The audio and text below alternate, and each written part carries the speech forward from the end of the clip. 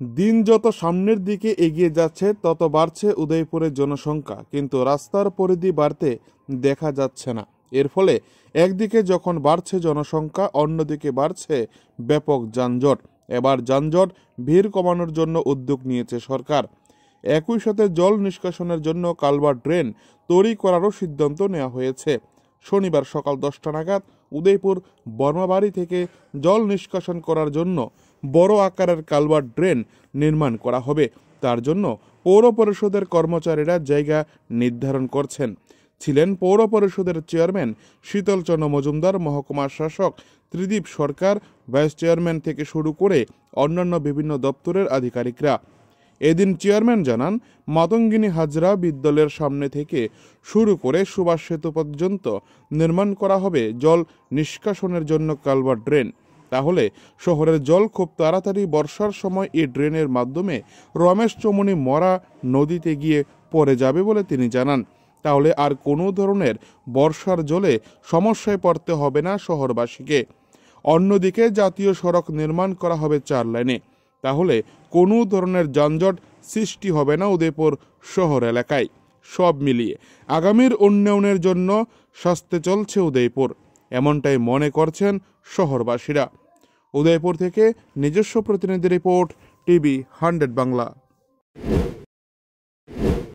আমাদের উদয়পুরের জন্য একটা বড় সংবাদ যে আমাদের বহুদিনের দাবি ছিল এনএইচের পাশের দুই পাশে আমাদের শহর এলাকার মধ্যে সেই ব্রিজ থেকে মাতঙ্গিনী হাজরা স্কুল পর্যন্ত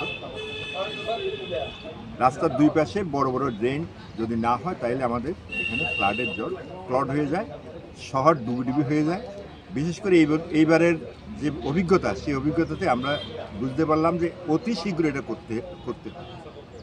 আমাদের এনএইচপিডব্লিউডি, আমাদের রাজ্য সরকারের যে এনএইচের দপ্তর রয়েছে, তাদের তরফ থেকে আমাদের এখানে 19 কোটি 80 লক্ষ টাকা এটা স্যাংশন করা হয়েছে।